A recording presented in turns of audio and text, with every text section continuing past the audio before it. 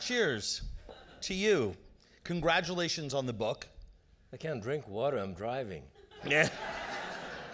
I'm gonna do a little executive decision making and take care of that. Oh, wow.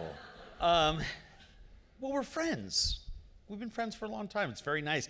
It's sitting backstage and hearing one's top line accomplishments read was on one hand a little embarrassing, but I think I would be lying if I said at one point I wasn't kind of like, yeah, that's me. And then you just feel about this big when you just do the top line touchstone of some of my friend Jacques' incredible accomplishments in his lifetime in food. So it's a privilege to be here with you, and it's a privilege to be here. Shorey and I got to meet this evening, although I've known her mother for many, many years, and this book represents, I think, a fantastic opportunity to talk about the things that I think are most important with food, which is how it relates to family, how it relates to cooking, how it relates to our personal culture, and more importantly, what lessons can we learn, because I think there are some great ones to be taken from this book, and not just about recipes and not just about food, but about how human beings relate to each other. And I think that there is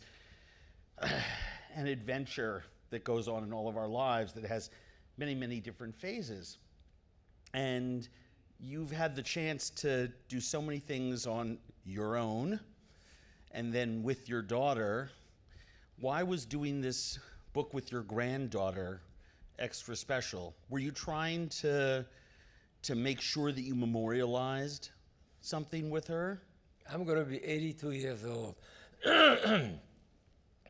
How do you communicate to teenagers now? Mm-hmm.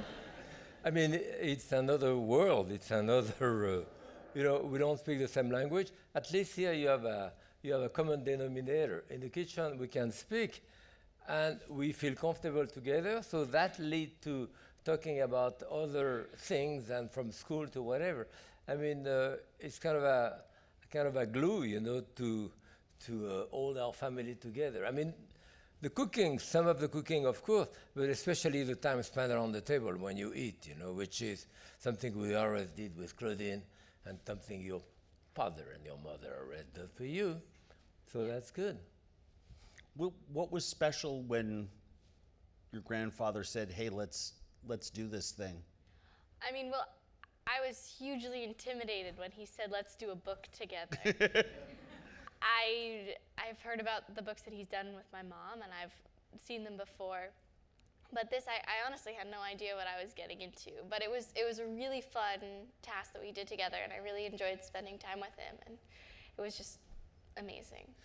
My son does not get into my TV shows. He thinks it's really cool that I know Rachel Ray and Tony Bourdain. I mean, he thinks it's fabulous. If I show up on someone else's show, he thinks that's fantastic and that I must be a really big deal. He points at people on television who've had 6 shows and we've never heard of them again, 6 episodes, and says, you should be more like that guy. He ignores what I do. When you said I've seen his books, had you read them? I mean, they're lying around the house, but he's just grandpa. So I'm wondering, in the years before cooking, were you exposed to that side of what Pops did? Well, I've been cooking in the kitchen with my grandfather since I was 7. Mm-hmm. We were on Essential Pépin together, and then Heart and Soul, and now this. So I wasn't really reading cookbooks before I was 7, but I did read The Apprentice a couple times, and I've used his books before. Yeah. But I mean, flipping through the pictures and stuff like that. So you were aware. You have a different relationship with him. Now you're 13 and a half now. Yes.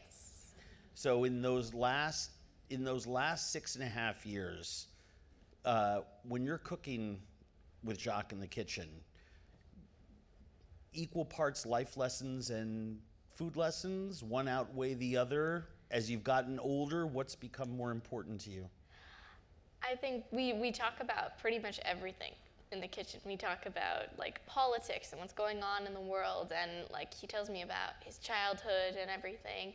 And then of course he teaches me about food, teaches me the freshest ingredients and all of the values that are important to him. Mm-hmm. Yeah, we can talk about mathematics. I said, give me some butter. 1 tablespoon of butter. How many tablespoons in a steak? How many steak in a pound? Yeah. Okay, how many tablespoons in 2/3 of a cup of water? So she's very fast like that. She's good in mathematics, faster than me. We just had dinner. She's smarter than both of us. That's true. I mean, I'm just saying, just saying right now, that was apparent in the first 15 minutes of conversation. Good. You talked before, you said I'm 82 years old. Do you have a sense of mortality right now where I mean, because you're very active, you're doing all kinds of things. We're talking at dinner, you're heading up to Nova Scotia or Halifax, next week to the film festival. You've always been very active. I think that's why you are in such great shape and still as facile and I think people who slow down, I don't plan on ever slowing down because I look at people like you, I say slowing down is slowing down. I don't want to slow down. But does that come to mind when you think about how many of these do you have left and who you want to do them with and what you want to say? Yeah, of course, but life is what life is. I never live in the past. I'm already in the future, already involved into another project, doing things at home, and that's the way it is. I mean, I get up in the morning and start doing coffee, then I take the dog to the beach or whatever, walk the garden or doing, and what's for dinner. I've been married 51 years, and after all that time, the culmination of the day for us is always sitting down together with my wife, having dinner, and sharing a bottle of wine, sometimes two. So that's important. Yeah. That's part of who we are, too. That's part of what I've said. I mean, the kitchen is like a canvas for us to express ourselves, to talk about life, I mean, I have been in family where they seem to be together, but the kid comes, they grab something out of the refrigerator, the mother is there, eat, the father goes back, play golf, eat something. They seem to be together, but they never spend any time and talk. When Claudine was a teenage, my daughter, then yes, we spent every night an hour and a half behind the table. Not necessarily enjoyable, but at least we recap the day, what happened during the day, otherwise you never speak. Yeah, I mean, everything that you read and every study that comes out says, our time poverty in our life may be one of our greatest cultural drawbacks. And you come from a cultural system where slowing down, spending time, you talked about the garden, the beach, you use the word canvas, and obviously you paint and you draw, and you're a very highly acclaimed artist. And you always do that when I say that, but it's actually true. Go online and try to buy one of your works, okay? Okay. It's acclaimed. They're hard to get and they're spendy. But my daughter sells it. Yeah, yes, I know. I just bought one at the Wholesome Wave live auction. You did? Yes, because I wanted one, and it went to a good cause, so I bought it.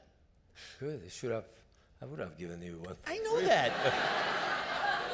I know that. Yeah.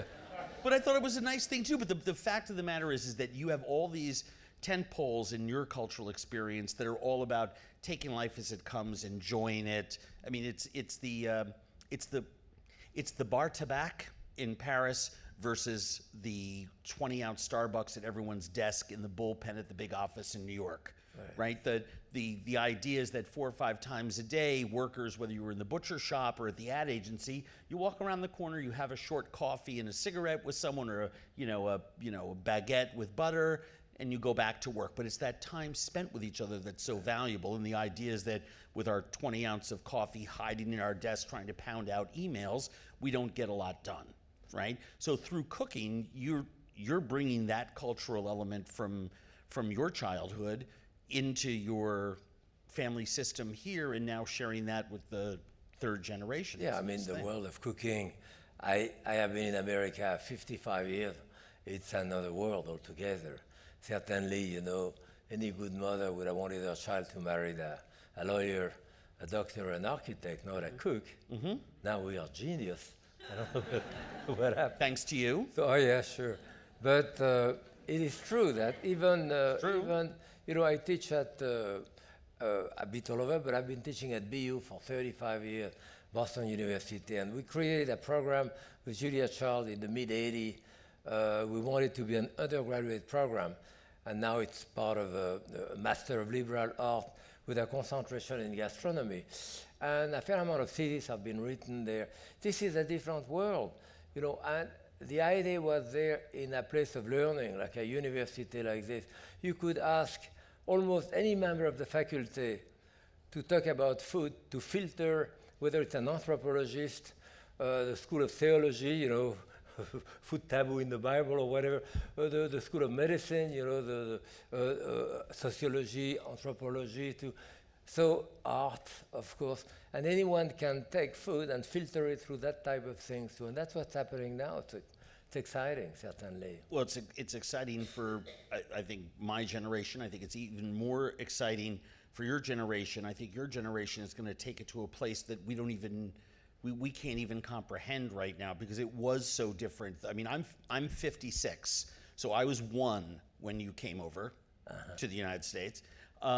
But thanks to the people who came before me, I'm able to have a career doing what it is I love, and there's more acceptance for the type of food television that I'm trying to create right now. And I think the same is going to be true for that next generation. Do you ever talk about the future of food with your dad? I mean, because he's a classicist, and you're exposed to all kinds of new ideas about food, and young people are so curious about it right now. I find your generation way more curious than previous ones, I think, because you're exposed to so many ideas on your phone.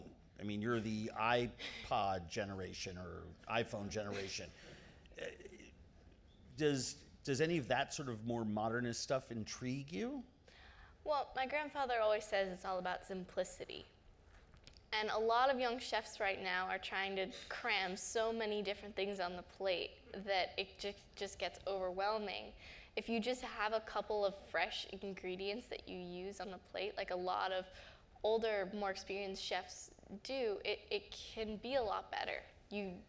You sound like someone who's been cooking in the kitchen with your grandfather and have absorbed the #1 lesson. You've just skipped 30 years of pain in your professional food career. She's brainwashed. Yeah, no, exactly. You've done nice work, Grandpa. Look, it's true, because a lot of those chefs are my peers. We've all gone through that stage. I went through that stage where you're showing off and trying to do lots of pyrotechnics on one dish, and then someone like your dad, or actually your dad, walks by and goes, and you think to yourself, maybe there's a different way to do this. Well, she's a very good nose. Since she was 6 years old, she doesn't drink the wine, at least she smells it. So what does it smell like too? And she can probably have much better nose than I have to recognize smell, taste like this. And that's very important. So, I'll tell you, you cook something, if you put something on your eyes and you give to many chefs and say, well, what are you eating? By the time, if you can say, oh, this is chicken and there is mushroom in it, I think some white wine too, you pretty far into the dish. Very often you'll have those dishes beautiful too, so now you don't see it, you just taste it. Say, is it good? Yes. Very tender. It's good. What is it? I have no idea. And that happens all the time. So, I want to be able to recognize the food. But it is true that there is an enormous amount of interest in cooking now, on one hand, but there is a dichotomy. On the other hand, you have many people, millennium, who eat on the go, never sit down, look at the thing, eat, and all that. So there is a dissociation here between one group of people and another. Very often for European, still the thing of American eating like 5 dishes, hot dog, hamburger, pizza, fried chicken, and canned soup or macaroni or whatever. And of course, this is totally wrong in some way, but in some way it's totally right. You go to those big malls and you have 15 fast food, and you have those people there who will eat that and over and over and over again. Then you come to New York or any country, any town now, 24,000 restaurants in New York. So the amount of ethnicity is much larger than anywhere in Europe, that we have here. So there is that type of dichotomy, from one hand to the other. Do you feel a responsibility to make sure that Shorey understands that what good food is all about? Not just as a grandfather, but as a human being. I mean, there's only so many people that you're guaranteed that you can trap in your kitchen. I mean, you joked before about brainwashing, but seriously, it's. I mean, you have the first. My father-in-law always says, he had the first go round with his children, then the second go round with his grandchildren. Yeah. He could.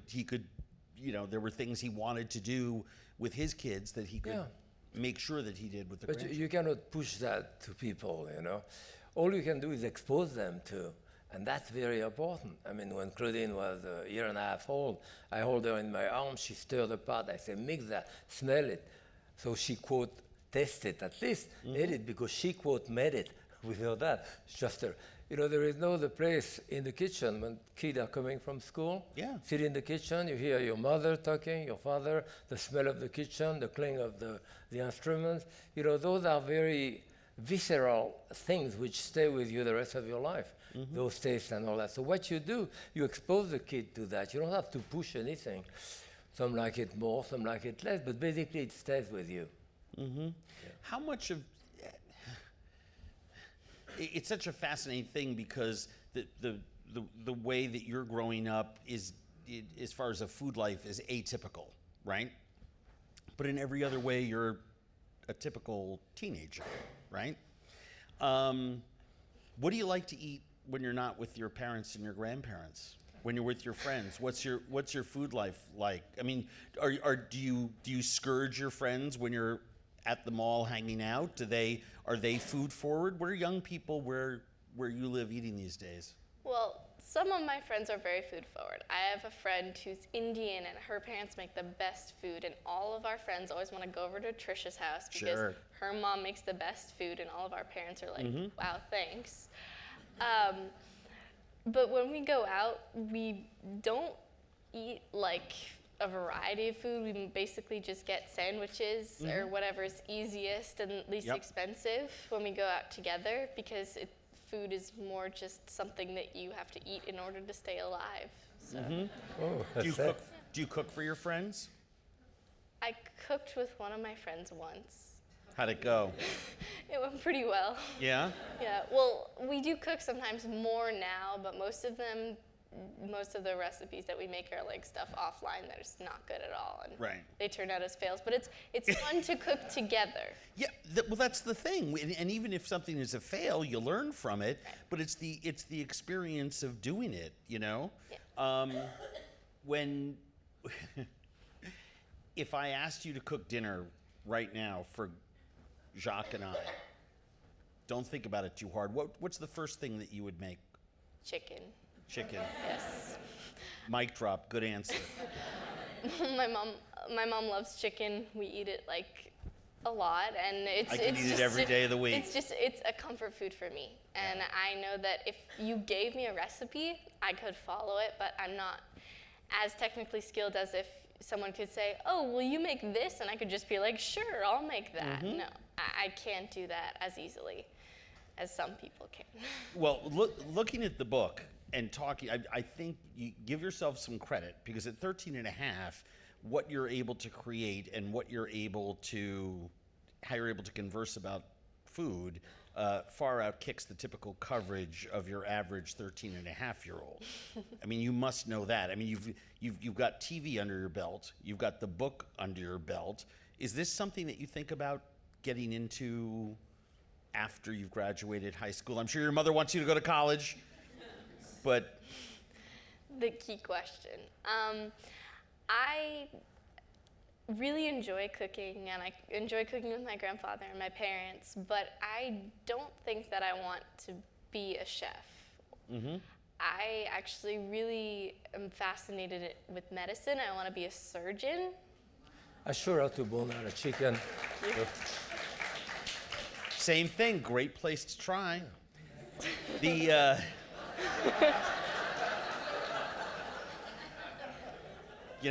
I mean, sorry, I'm not a surgeon, but I know how to take down an animal from, when it's running to when it's on the plate. So there's something to be said for that.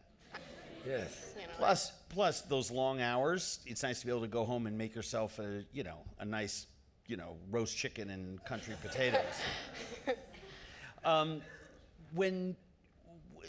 What are some things that are going on in the, I want to talk in general about, well, let me ask you another question about the book before we do that. And I think the audience is probably going to have some more general questions, so maybe I'll stick to this. There seems to be a beautiful part of this book that really has nothing to do with the fact that it's the experience that you had cooking with your granddaughter. And I'll tell you what I mean by that. I've seen books like this before that don't interest me at all, because all they are is one man or woman's homily to another family member. I read this book cover to cover a week ago when they sent it to me. The essays at the beginning are great. Some of your drawings and the menus and things that are in there are just fantastic. As a dad, just charm me to no end. Some of the little doodles and tiny little decorative things I know that you painted and drew, even though it doesn't say it in here. But more importantly, the book sold me right away. The very first thing that you read when you get past the forewords is how to set a table and what it means to set a table and share one with other people. And then you get into recipes, and at the very end is a little section on tips to make plates a little more beautiful. It seems to me to be almost an ode, but also almost a command to people to get interested in food, to spend time with each other because of the special nature of what those two activities can do, how they can transform us, how they can make us closer to other people, as you love to talk about. That's something that is missing in this country. I mean, we're time poor, we're cash poor. Eating well in America has become a class privilege, sadly. So much of the things that we take for granted, or we took for granted a generation or two ago, are not easily accessible for all Americans to spend that time together. For the person out there who says, gosh, this seems really tough for me to do, do you have advice for them about how to get into it? Is there a way to sort of get into the shallow end of the pool on what you're trying to communicate here? Yes, I mean, some of the recipes are fun. Like I do a curly dog, she's a hot dog, I curl a satin ou curl, a little cake. So some are more fun, but the underlying of the whole thing is good food. And I don't condescend to people or to kids. We have beautiful fish recipe. Very simple, take 4 or 5 minutes, but excellent. All those recipes are within the range, of someone who cook a little bit, can get into this and follow it. I mean, when you do a recipe, in my opinion, you should follow it exactly the way it is the first time you do it. And if you like it, then you're likely to do it again. The second time, you may take a fast look. The third time, then now you know what it looked like too. You will do it. And by the fourth time, you quote, improve the recipes. I think I'll put more cheese on that. I won't put as much tomato, or I'll cook it longer, or this or that. And a year and a half later, you don't even know where that comes from. Now you have massaged it enough so it becomes your own. And this is I feel gratified if someone does that with my recipe. There is that process of, that's what you give something to someone, by doing that. Because when you follow a recipe, there is quite a difference. When you create a recipe or you make a recipe, you start with an idea. I go to the market, I see a beautiful spinach, and I see they have, nice fish, 2 for 1. It's even better, so I buy it. So I start with that. So I have a total freedom there. I can do whatever I want. But by the time I take the first ingredient, put it with the second one, and write it down, then I already structure the recipe. And then it cooks 3-4 minutes, get a bit dry, so I put 2 tablespoons of water in it. So I say, add 2 tablespoons of water. You may never have to add 2 tablespoons of water, but I am reacting to the food and explaining what's happening. So the recipe is purely a moment in time, which can never really be totally duplicated. And the point is that when I start that recipe, I have that whole freedom of doing whatever I want. So when I give that typewritten page to you, then it's exactly the opposite. You're totally structured. You have to do it this way. So in a sense, at least philosophically, writing a recipe destroys the recipe. You still have to buy my book. But, so yes, there is that type of thing. But basically, by the time you get involved in it, you know, it's a question of getting involved with it. People don't realize. People tell me, I don't cook. I say, do you have any friend? Do you like to eat to start with? Yes, good. Do you have any friend who cook? Yes. So say next time you go to your friend, say, can I come 45 minutes ahead and be with you in the kitchen? I'll bring a bottle of wine. So I'll bring a bottle of wine, have a glass, look, put the chicken in the oven. And after 3 glasses of wine, even if it burned a little bit, who cares? So, and you get involved in it, say, wow, that was simple, you know. So, yes, it's a question, it's a little bit of a commitment to get in, but it's very rewarding. You know, especially those type of recipe. I also did 2 series on television years ago, which were called Fast Food My Way. And I had packaged from the supermarket right there, unopened. And in 25, 28 minutes, I could do 3, 4 dishes. What I did there, I did what we do in a professional kitchen. In a professional kitchen, you have a prep cook. The person come in the morning, bone out the fish, bone out the chicken, slice the mushroom, wash the spinach, chop the shallot. You have everything in front of you, nothing is done. So I come to the stove, someone order a fish, I grab that fillet of fish, a bit of shallot on top, dash of white wine, bring it to a boil, cook it 2 minutes, it's finished, because I have all those prep. You can do that in the supermarket now. In those recipes, I buy skinless, boneless breast of chicken, pre-washed spinach, pre-sliced mushroom. I have a non-stick pan, and within a few minutes, I can do a dish with fresh ingredients. So it's a bit of a commitment, but you know, you get past that and you enjoy it. You know, so. I give that advice to people all the time. I also tell them, I say, cook on Sunday. Or Tuesday, or whatever your one free night is, even if you can just make 2 or 3 things and put them in the fridge. I was actually looking through this while you were talking. This, for those that haven't had a chance to see this, I mean, this is not a book full of, you know, fun ways to make clever faces on peanut butter and jelly sandwiches. You know, the macaroni, spinach, and ham gratin, which looks like a classic one of yours that I've seen before. There are really, really phenomenal recipes in here, you know, and just the sweetest pictures. Look at the 2 of you in the garden. Yeah. Look at that. That's Do you like being in the garden? Very I mean, you're going to be a surgeon, so you got to relax somehow, grow some vegetables.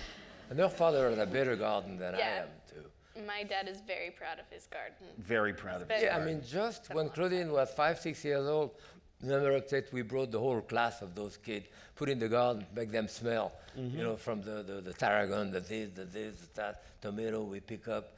Yeah, it's important to expose the kid to this, you know, and you've been exposed to that all your life, the garden and all that. So it's very natural to you.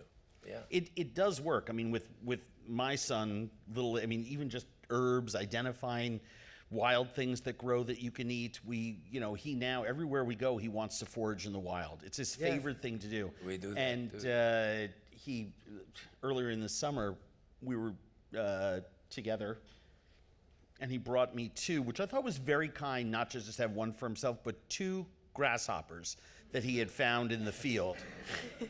And one was green and one was brown. And he said, Daddy, are these edible? And we were at a table with 5 or 6 other people. I said, both of them are. Do you want to eat them?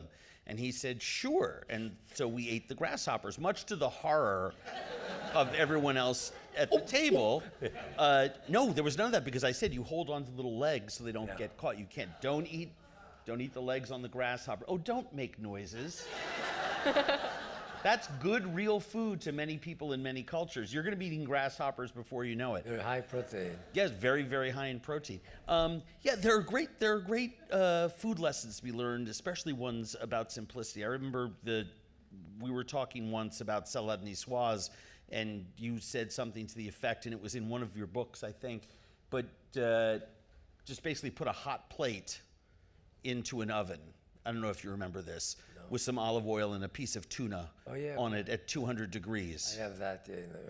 Yes, it was somewhere. It was in a book that you had just written at the time, and you were talking to me about this. And then you can put all the flavors of a Niçoise salad around it: some hard-boiled egg, a little onion, some green bean, some potatoes, some stuff like that. And it actually changed the way that I thought about fish, because certain fish and certain meats were always thinking about hard searing, putting that crust on it and having it be rare in the middle. And now I do different lake trout and other fish, especially fatty ones, low and slow in the oven, usually just covered with piles of like dill and herbs and shallot and lemon slices, 200 degrees, and just let it sit in there, boned, cleaned, but on a tray for an hour and 15 minutes and pull it out, and it is like, Yeah, we have Mother's milk. one of the recipes, for example, Arctic char here. I do that with salmon or Arctic char. So a dash of salt on the top of it, and with the skin, and I put it in a non-stick pan, skin side down, without any fat or anything in it too, and on a fairly high heat, and with a lid on top. And I cook it about 7, 8 minutes, 6 minutes, depending only on the skin. You never turn it. And by putting the lid on top, it creates steam, and it cooked enough on top. It's nice and moist, and the skin is really crispy. So that's cooked. During that time, I take 1 tomato, cut it into 4 or 5 pieces with a little hand blender. I blend it to make a fresh tomato puree, put a tablespoon of olive oil, salt, pepper in it too, and I put it in the microwave like 30 seconds so that it's not cold, lukewarm, and we have that fish, this plain fresh tomato with it. And that's really good and simple. The best. Your granddaughter's 13 and a half. What were you doing when you were 13 and a half? I was in apprenticeship. I was working. Yes, you were. I left home when I was 13, yes, to go into apprenticeship. So. Did you have to ask him that? You're making me look bad. Can I tell you something? And I really mean this friend to friend. I don't care that anybody's here. TV shows, books, you're going to be a surgeon. I don't think you could, bulletproof over there. Trust me, just wrote a book. Did you hear that? Apprenticeship versus just wrote a book. No, but I think it's fascinating how with the 2 generations within the same family, how different it is. When you think about and I knew the answer to that question, what was it, if you would share for a minute about what it was like to be doing that in that system then, and then I want to ask you a follow-up to that, and hopefully we won't cry. We were very happy. From age 6 I was in the kitchen. My mother had a little restaurant. So, after school, my 2 brothers and I came. I would never tell my mother I'm bored. What? You kidding? There was some potato to peel or wash the bottles, to draw the wine. So we helped. And it was normal. In the morning, before going to school, we went to the market. So the market was by 7, 8 blocks away along the river, half a mile. We didn't have a car, of course. So my mother walked the market and buy on the way back, buy that case of mushroom getting dark, those tomatoes too ripe. So the guy has to sell it. She tried to get it for less. Everyone knew her. We carry everything back to the restaurant. And she started peeling it. She had no refrigeration at the time. She had an ice box. She put a block of ice in that case. So she had like 3 chickens for the day, 2, 4, 5 fish, whatever. And she had to finish that by the end of the day because the day after it wasn't good. So it was what it was. But certainly for me, my mother was a cook like that. My father was a cabinet maker. We had no television. At that time, we didn't even have telephone at the time, no radio, stuff like this. So life was probably simpler than for kids now. I had no television. I didn't know I could become a great surgeon in half an hour. So it was either a cabinet maker or a cook for me. I never even thought of it. And you could have been the tomato seller. Yeah, right. There's a third option. Yeah, right. But so I wanted apprenticeship, and I was very, very excited. It was working, and we worked. We worked the whole month. We had no day off, 7 days a week, and at the end of the month, I got 4 days off for 4 weeks in the month to bring my jacket, my pants, 2 hats for my mother to wash and all that too, and that's the way it was. But we were not unhappy. Now you have a kid like this, say, wow, this is child labor, you know, but not at the time. That's the way. I was not alone in the kitchen. The other apprentices were the same way. On the contrary, we were very happy and fun, and we learned how to forage, went to get watercress in the river stuff, which we package and sell, you know. Yes, that's the way life was, but life was great. And we never had bottled water with us. We walked for hours and hours, you know, like people cannot go 200 feet now. Where is my water? I don't know what happened. My dad, may he rest in peace, said the same thing to me a couple weeks before he looked at me, he said, "What is it with the people and carrying the water everywhere?" He goes, "We did just fine." I mean, it just cracked him, the water craze cracked him up. So 13 and a half, that's your world, right? And it was what you knew. It was simple. It was happy. It wasn't, you know, life is life, right? No matter where you go, you only know what you know, right? And through food, your life has become immensely rich and wide and deep. Yes. With this incredible lifetime of experiences. When you were cooking with Shorey, making this book, did you ever sometimes think back to being 13 and a half and apprenticing in your hat and your 2 pairs of pants and your 2 tunics that you can only wash once a month? Of course. But as I said again, on the other hand, if I want to communicate with her or with any kid 10, 12, 13, 15 years old, they know so much more about the iPhone and tablet and all of that world that I don't, and very often I will see people who cannot communicate with the kid. There is nothing to be said. It's another world. So at least for us, the kitchen is a common denominator. We are there and we can communicate through food, and that expands to other things. So it's, but yes, of course, I thought of, you know, when I was a kid, my 2 brothers the same way, you know, that's the way it was. I mean, during the war, I was 6, 7 years old in France.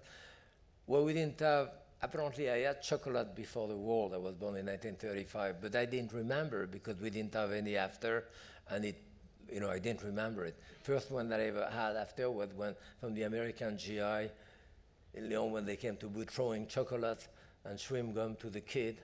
Well, we got that chewing gum, we used it for months. I gave it to France, I gave it back to me. Wow, that much chewing gum. But the chocolate, so my point is that if you never had it, we didn't take a shower every day, but if you never take a shower once a week, so you're used to it, it's perfectly fine, there's no problem. You know, it's only after you've had all those things, if it's cut away from you, you say, "Wow, I'm missing it." But if you never had it, you know, it's fine, you're happy. I love and I think it's a great place to end it and get to audience questions, this idea coming back to, again, that it's that spending time. The kitchen allows you to do so much, to teach all those lessons, to spend time with the people you love, because I know one thing we agree on, food is amazing, but life is about people. Yes, but you see, those dishes, an whole family of those dishes, wherever your background take you to, you have those family dishes that you remember, which are very visceral, those tastes from your mother too, and it means much more than food. What do you think that those little kids, you know, do in Afghanistan or whatever, 18, 20, 22 years old kid at night, you know? You think of, you know, the clam chowder of your mother or the roast chicken of your father too. And at that point, those dishes are much more than the physiological function of food. It's much more than nourishment. It's home, it's security, it's love, it's family. That's what those dishes mean. So it transcends the level of much food. And frankly, we all have that. You know, the dishes. I mean, I can close my eyes and eat the chicken that my mother used to do, poulet à la crème, that I have in certain books there. I say, I work at the Pavilion in New York when I first came. I work at the Plaza Athénée in Paris too, very famous for the lobster soufflé. At the Pavilion, famous for a braised striped bass. You could put myself with something on my eye, you give me one of those, say, "Wow, this is the striped bass of the Pavilion." Those tastes kind of remain, you know, with you. Yeah. Henri Soul. Yeah. My father used to talk about him all the time. Yes. I regret never having been able to eat there. It was before my time. At the But my dad was there. Oh, yeah? Yeah. Eating when you were. Ooh, wonderful questions from the audience. Hold on. No, that's not good. We already answered that. Ooh, way too much ass kissing. We'll do them all. I'm just kidding. What's an appropriate age at which to introduce a child to kitchen knives? Well, That's a great question. yeah, no, it's true. And, before you start with the knife, you can use a vegetable peeler for them to peel potato, to do other type of thing. And eventually you start with a very dull knife. No, I'm kidding, but no, there is certain way of showing the knife, how to use it, putting your hand properly and so forth. At that age, she can do that. You have to have a way of putting the blade of the knife on your head to go slowly and very securely. The knife has to be in a secure place. I have a slant in my counter, and the knife are in there. They are not exposed on the outside, so no one can cut.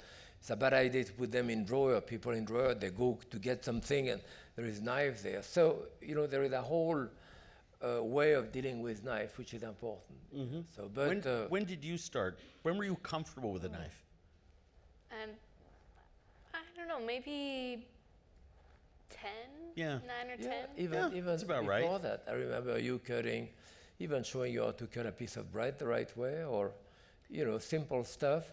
But you don't comfy start is with different something than- round like a carrot, which kind of turn. Do something flat, which is easy. And Yeah, never give a 3-year-old a really sharp serrated knife and a bagel.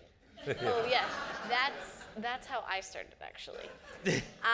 My parents, I used to always go get my dad in the morning and be like, Dad, can you cut my bagel for me? And at one point he was just like, no, you're gonna cut your bagel by yourself. So I did, and it took me a couple tries and a couple very uneven bagels, but Yeah. I got there. Right on. Yeah. Right on. Actually, yeah, Noah does his own bagel. That's a very good point. I will say I brought him up through the whole. There are kids sets of knives where they're rounded at the tip. They're kind of oversized and bright colors. And for little kids, they're kind of like dull serrated knives. And it's for doing things like lettuce and other stuff, so you can get them going. yeah, in plastic. But the writer of this question has a son that's almost 2. That's too young to use a knife.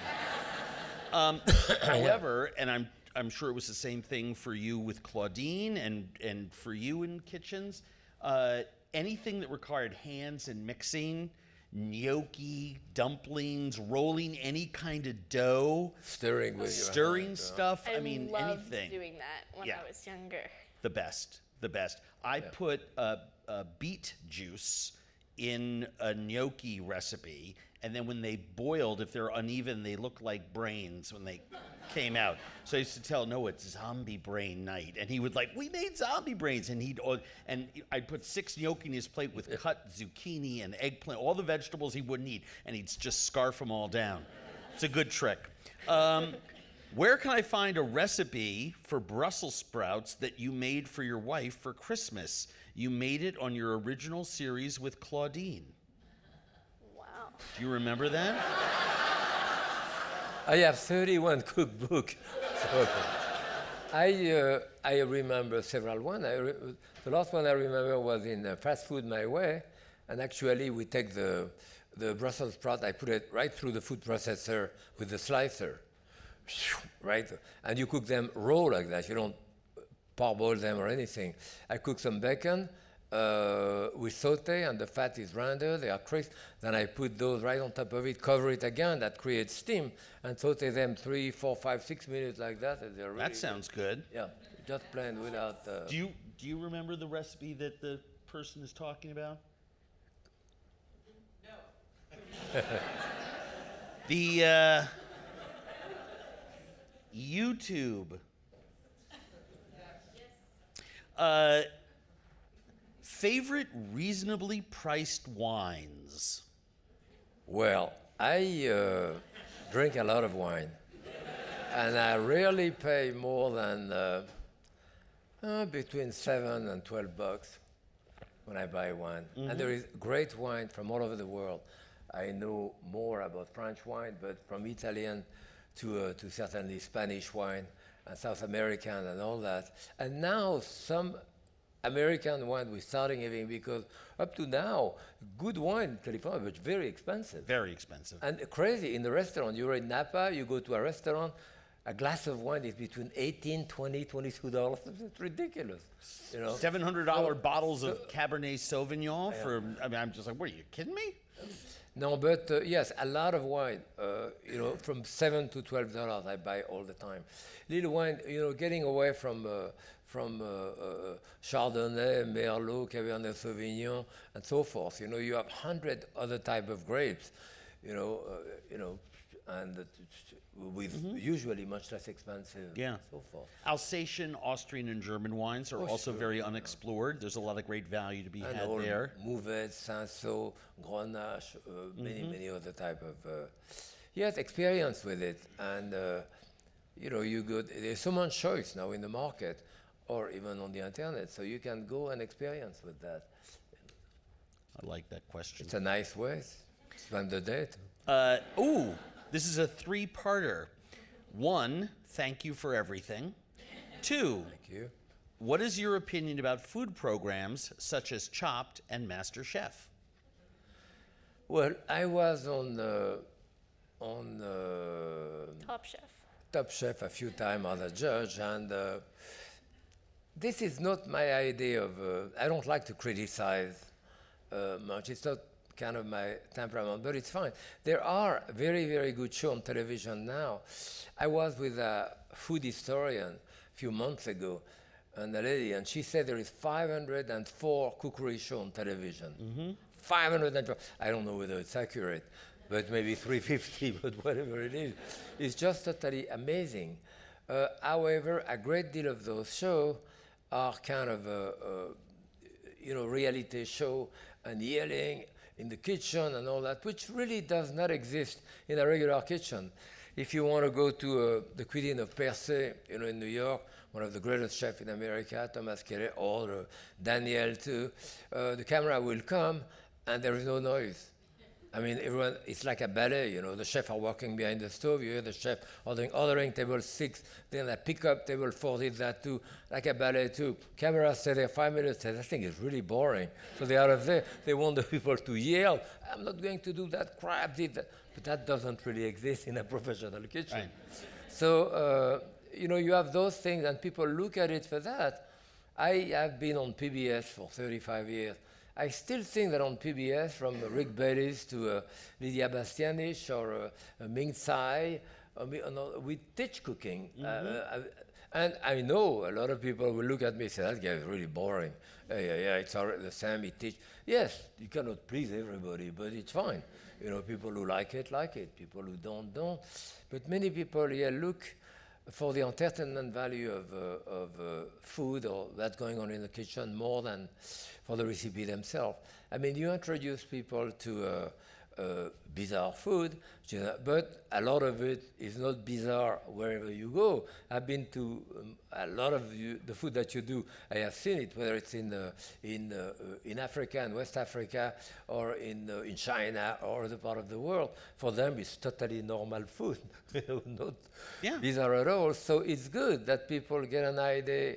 You know, to try to know people through their food, it's really fascinating, you know, and people are so proud of that, usually, to give them their food. And, so it's a great way of teaching people about another culture, another country. You know. Yes, thank you for the kind words. I already know my show is your wife's favorite TV show. Oh, yeah, right. So, yes. So I don't need you to, your vote, it's nice, but... Yeah, I bought chicken feet not long ago, Chinese market, and I did them. She said, I want you to do them the way Andrew do them. And I said, okay, fine. I got the email, what's the recipe for the... It's fun. It's fun. TV, I think, with all of those television shows, the good ones, the bad ones, the staged ones, the one that Gordon does, Hell's Kitchen, which is just all one big kerfufflery. I mean, there's really nothing real about throwing these people in there and someone's going to win a restaurant, all the rest of that. But some people like the chaos because they like that sort of Jerry Springer thing going on in the kitchen. and then you swing all the way to the other side to some of the more, arcane and intelligent food stuff that exists everywhere from, websites, like Chef Steps that's just concerned with modernist cooking to PBS to stuff like mine. I think overall, for me, and it's hard as someone who makes TV both in front of the camera and I produce other people's shows and stuff, it's hard to distance myself, but overall, I just think it's a huge benefit to everybody have this incredible tapestry of ideas and shows laid out for them. And in our time of political correctness, you cannot talk about weight, about gender, about race, about religion, so you talk about food. Well, there is something true to that, but at least once every 3 or 4 episodes, I make reference to the fact that I'm an old, fat, Jewish white guy. And that is true. That is true. The follow-up question, do you have another PBS program in the works? No, not for the time being, but in that book here, there is about 70 recipes, and we did 36 of those small DVD in the back house at the end of June, right? Yes. And so they are about from 12 to 15 minutes, 18 minutes, some a bit longer even. So if you have that book, it says, if you want to know how to do that, goes to that, so you can see them. So that's you guys did a bunch of videos for Sur la Table. That's right? the one, yeah. That are going to be on their website and stuff, and then yes, because they paid for us to do the video. Yeah. So they have an exclusive for that for I think 6 months or whatever, and then after, but that was fun. Yeah.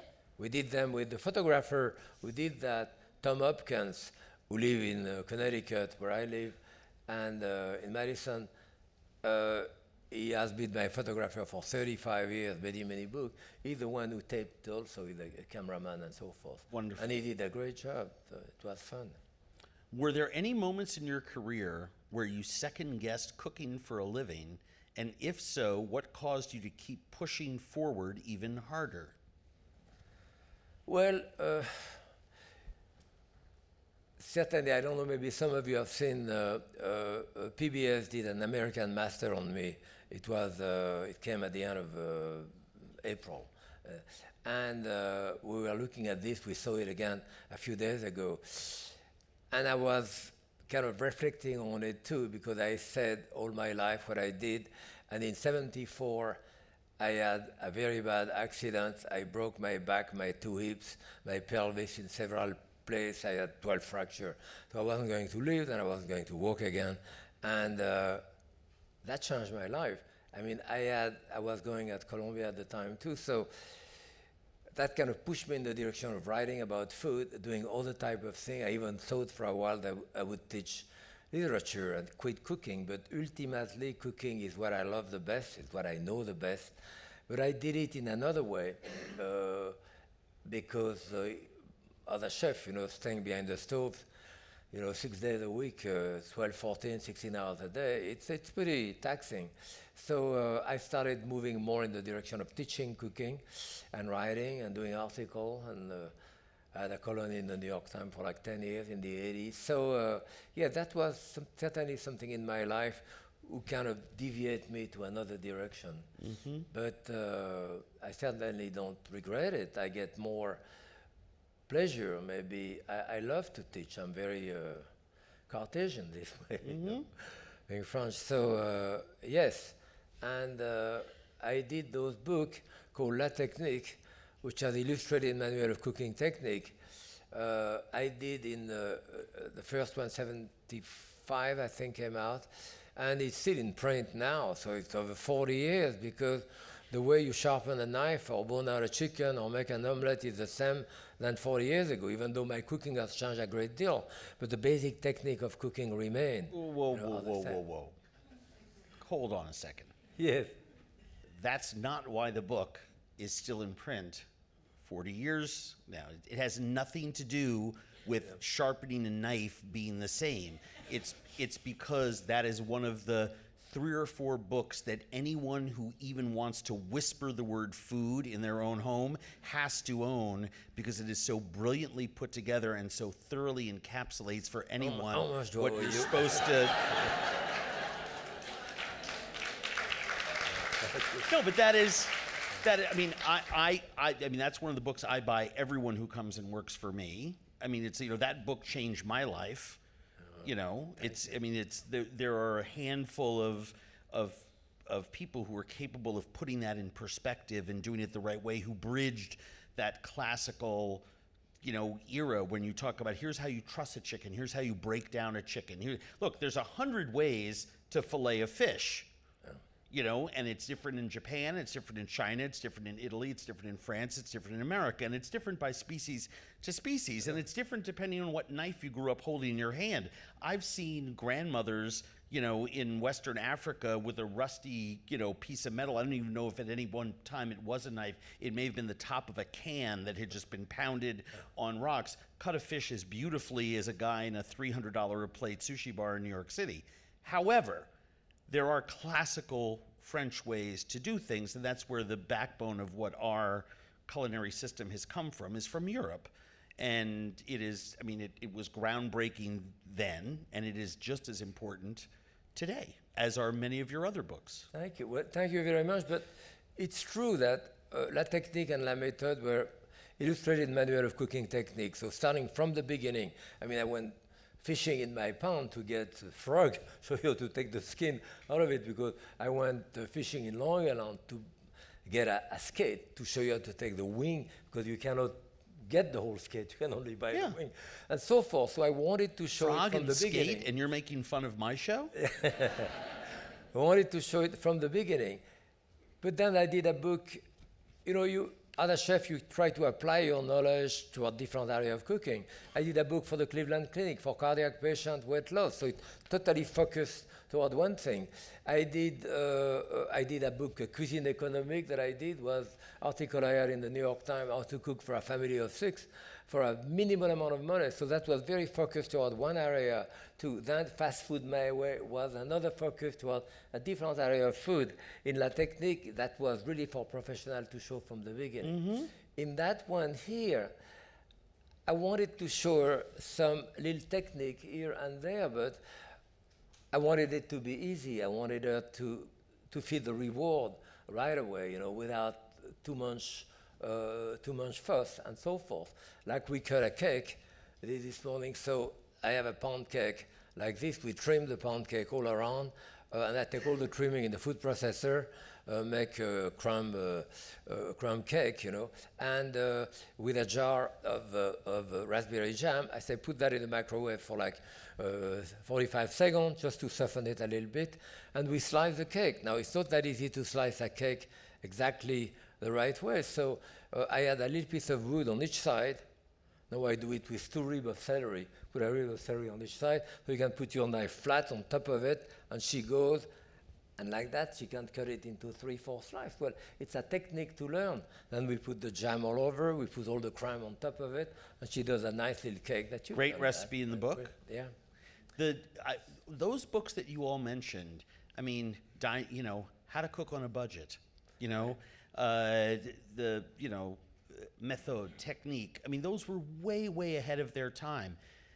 This book, interestingly, as you were talking about it, I think is 100% perfectly timely, because yes, it has, dozens and dozens and dozens of great, great recipes that families can share that are easy, fast, and simple, and taste great using healthy, fresh food.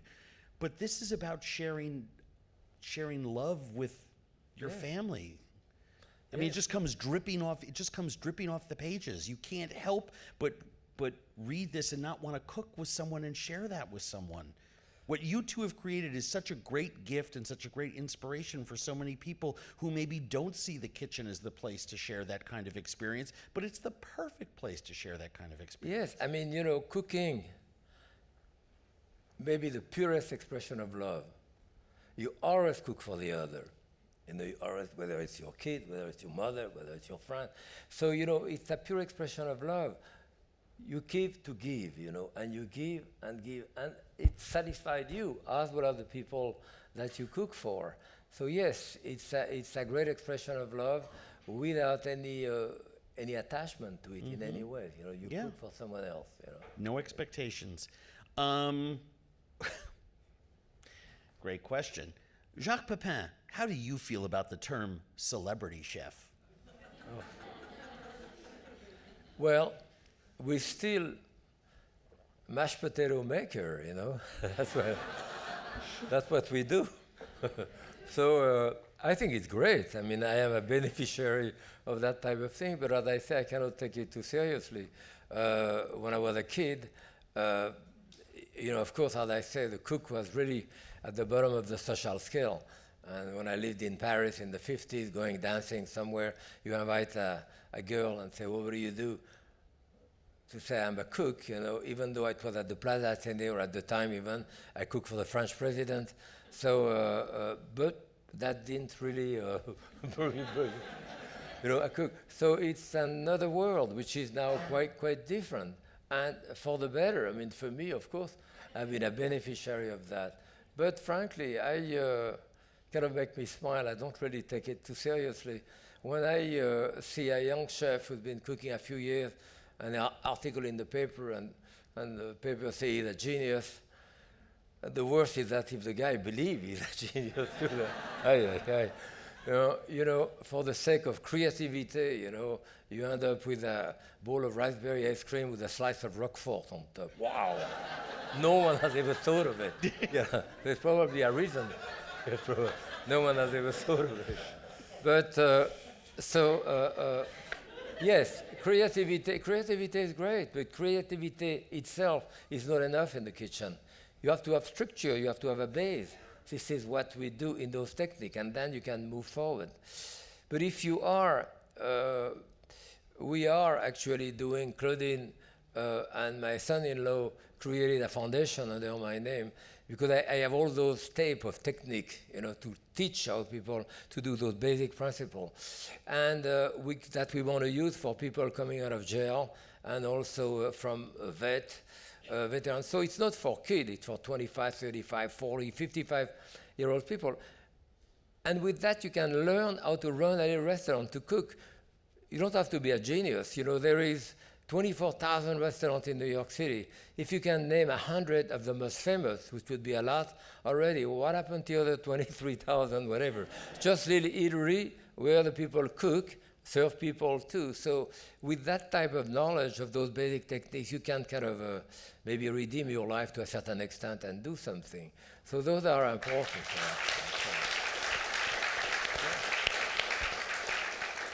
I always tell people when I'm asked that question, it's okay if you become a celebrity chef after you've been a chef for 20 years.